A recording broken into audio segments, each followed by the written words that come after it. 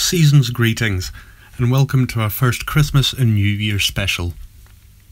This two-part episode is packed with even more Munro magic than usual, as we climb Sgiath Chuil in Mael Glass, say farewell to Crianlarich with a look at the village's history, learn about Castle Dochart and Black Duncan Campbell, unearth the story of Scotland's old military roads, and in part 2, go rogue with Rob Roy McGregor and tackle the elephant on the sofa, motivating yourself to hit the hills in winter.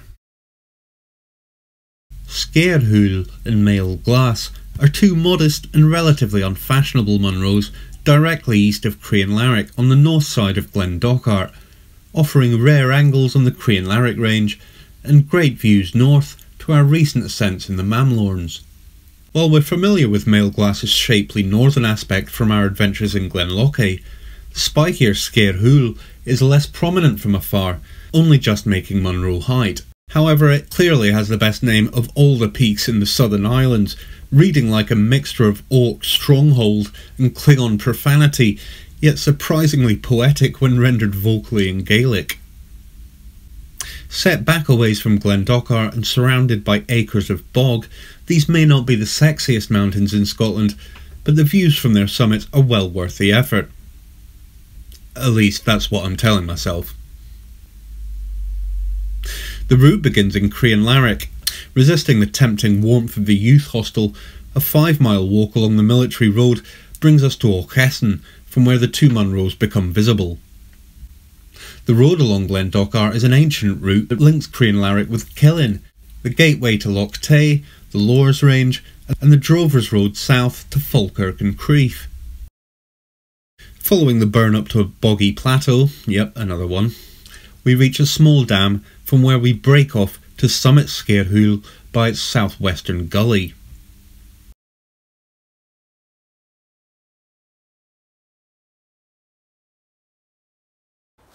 Well, good morning again from a very crispy Crianlarich. Making our way under the railway bridge here, and as you can see, the first snow of the winter. We can see up there on Ben Moor.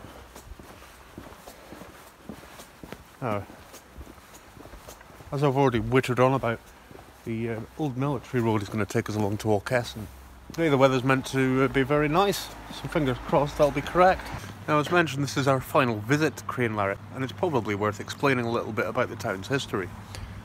Sitting at a natural junction between Glenfalloch to the west, Strathfillan to the north, and Glen Dochart to the east, this tiny village has welcomed travellers for hundreds of years, as anyone travelling north is obliged to pass through it. Early visitors to Crianlarich were on foot or horseback, travelling the easy ground at the bottom of Glen Dochart and Strathfillan up there. And later, after Culloden, General Wade began to build military roads, allowing the likes of Wordsworth and Turner to visit the Highlands.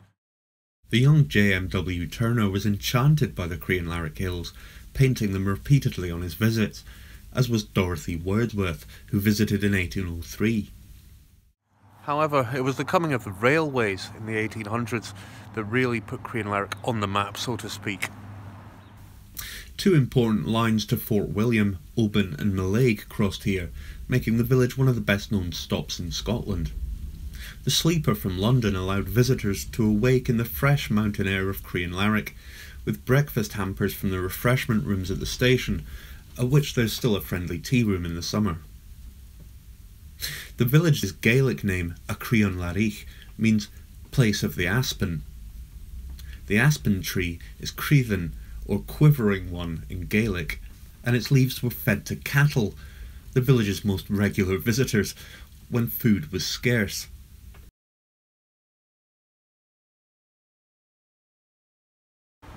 Well, I've just turned the corner around here past Ben Moor Lodge. As you can see, Sgiath Chuil is beginning to show itself on the north side of Glen Dochart there. Not far after our view of Sgiath Chuil there, there's a little path that's come off the road that leads us along at least to Portnell. It's further along the road here. So it's not quite a military road, but hey, it does the job. You can see the almost Gondorian looking ruin over there on the island.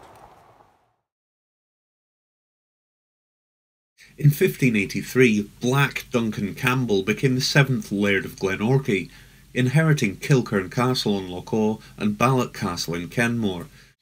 Duncan had a new castle built here on an island of Loch Dochart in the same year, though it was more of a stately home than a fortified keep. Infamous as a cold-hearted opportunist, Black Duncan was so slitheringly untrustworthy he makes Michael Gove seem like a pretty stand-up guy.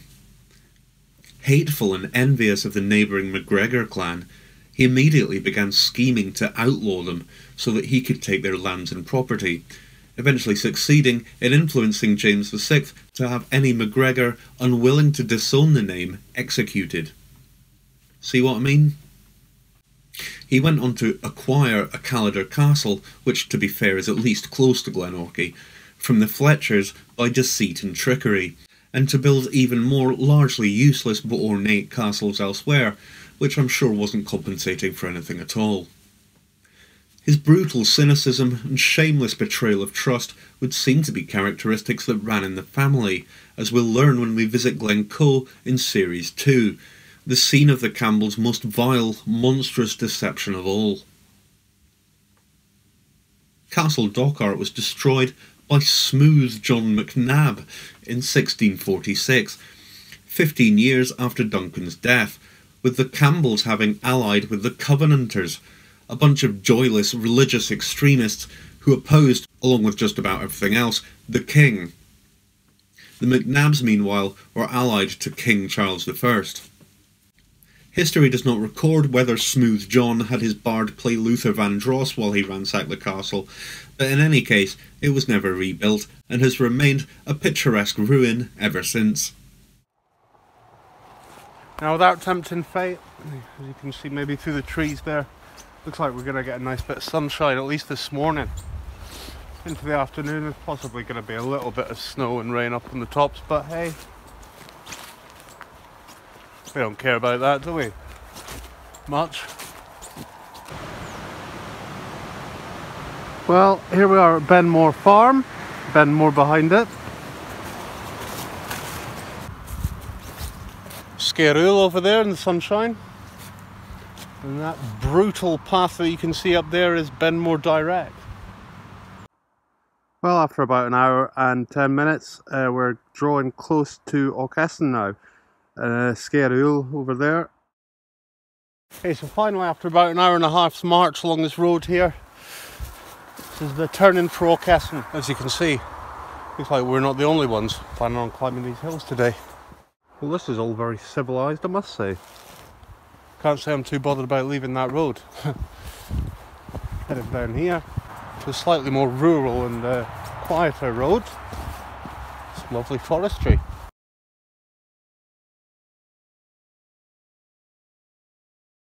You're going to get a wee panorama of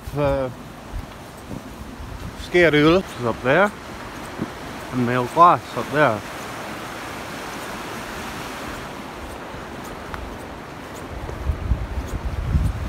This is Aucassin Farm. We're going to take a right hand turn in here, head along here and up. Well, here we are at the old farmhouse, and just up here got a signpost. Now they both say hill route.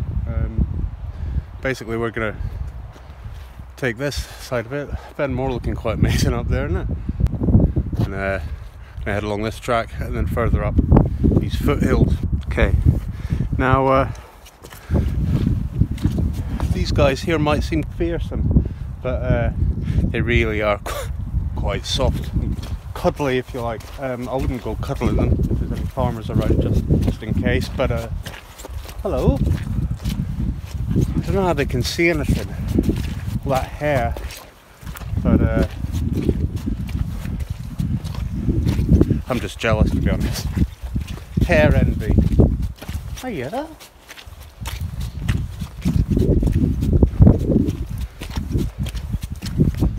You can see the summit of Sgiath Chuil up there.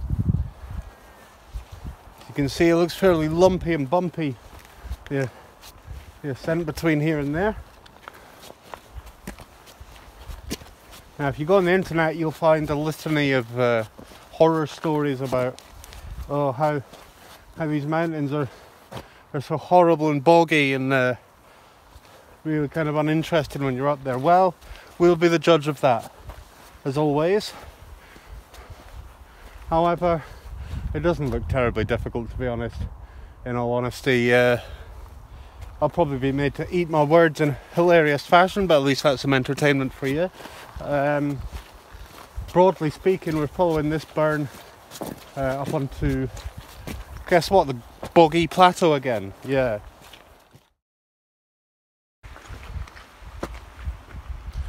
Looking back there along the picturesque Glen Dochart. Now here, basically we're going through this gate and not crossing the bridge.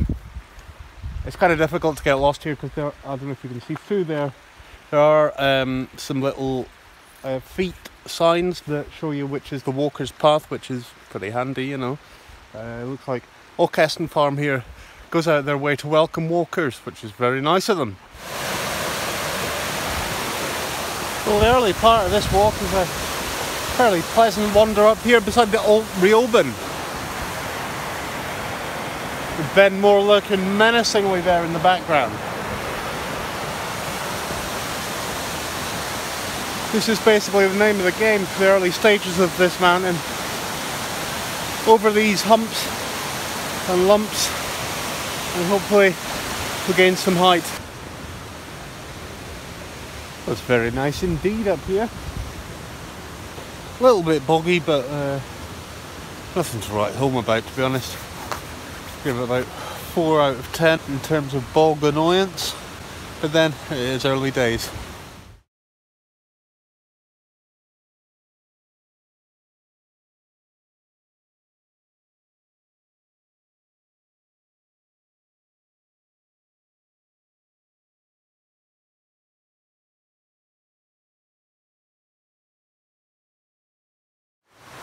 People moan about this path, but I tell you, it's a damn sight more path than there is on the last few adventures we've been on, as you know. It's really not too boggy at all. Don't know whether that's because of the temperature hardening the ground up. And there's certainly no midges whatsoever, so bonus. Well, there's Sgiath Chuil over there. Nail glass, just the summit in the cloud.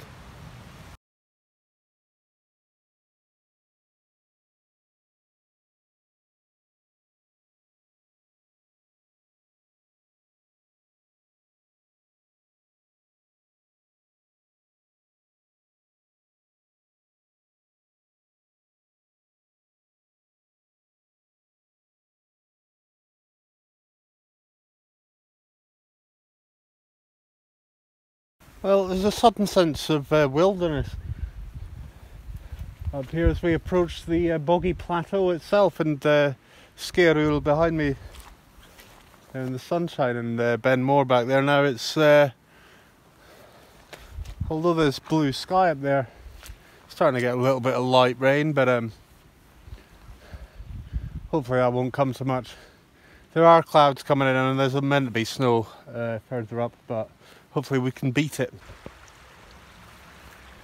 Well, there's a dam, which means we're going to cross over this little burn here and head up to Sgiath Chuil.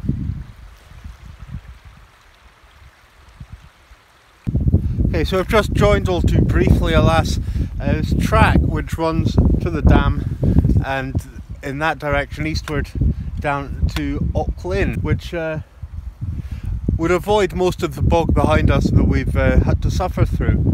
However, it is maybe 2 or 3 miles down that track to Aucheston, so you know, 6 to 1 1/2 a dozen in terms of the advantages.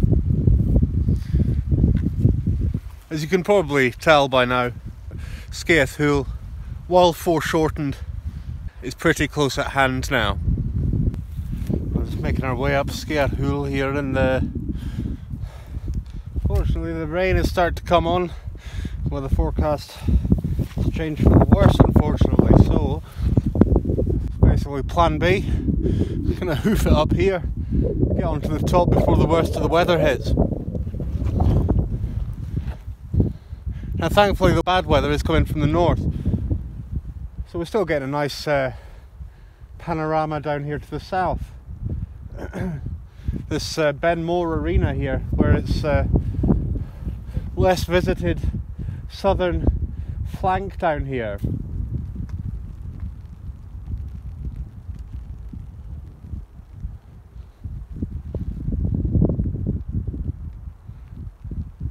Lovely view down there, down Glenfalloch to the Arrochar Alps. Mail glass over there before it disappears into the cloud. The familiar feel of pathless bog. Back down there you can just make out the tops of the trees where we've come from, and much further along there, Crianlarich, of course. Not far to go, is it? Hopefully not.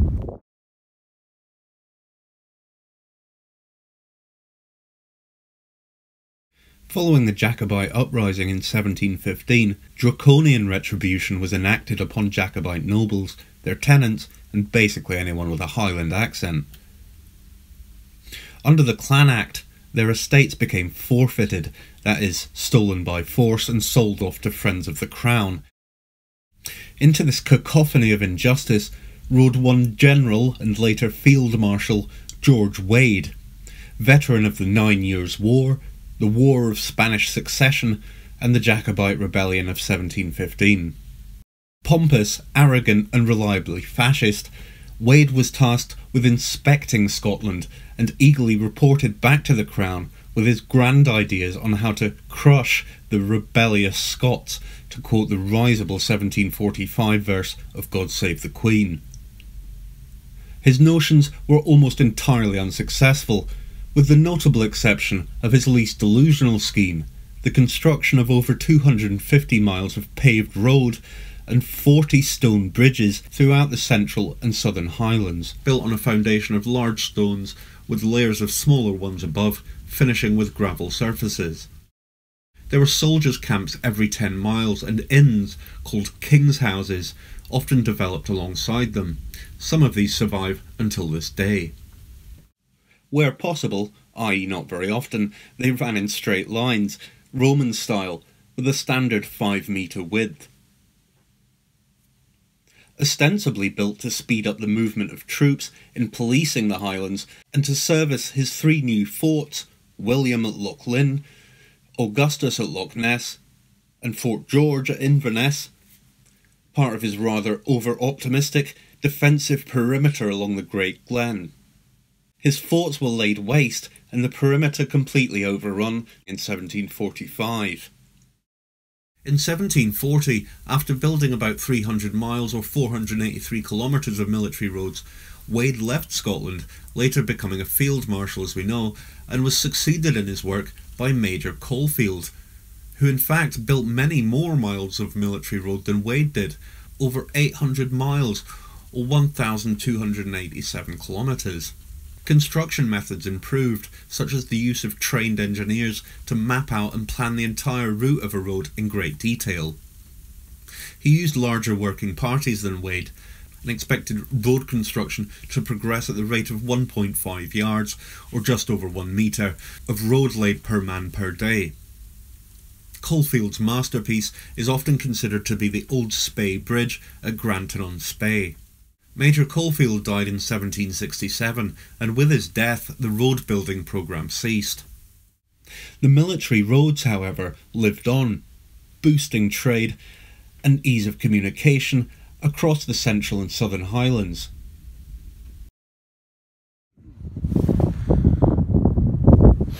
Well, here we are, just approaching the final ascent to the top of Sgiath Chuil.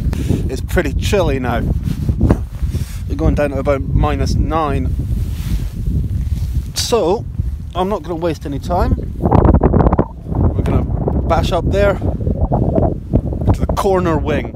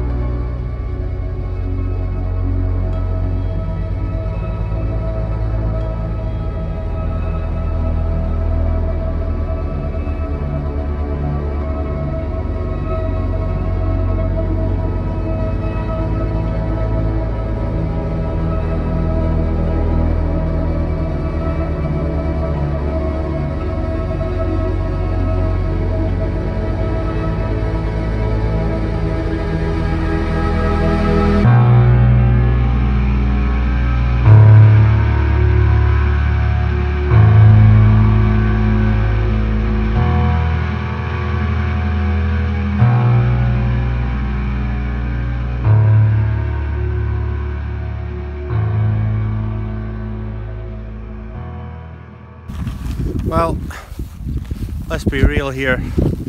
That wasn't my favourite Munro that I've ever climbed. A slog, up and down, lumpy, bumpy. So, it's done. The corner wing is done. I'm glad I don't have to come back here. Now, it feels like it's about 7 in the evening. Unfortunately, it's only about 3:30. These are the kind of time scales that you have to work with during the winter time. Thanks again for watching. Next time, we're going to take on male glass from the other side. Again, more lumps and bumps, but hey, saves us having to go down here and then back up there, because to be honest, over these tussocks, it's not going to be much fun at all. Hopefully next time male glass will be a little more straightforward. Bye for now.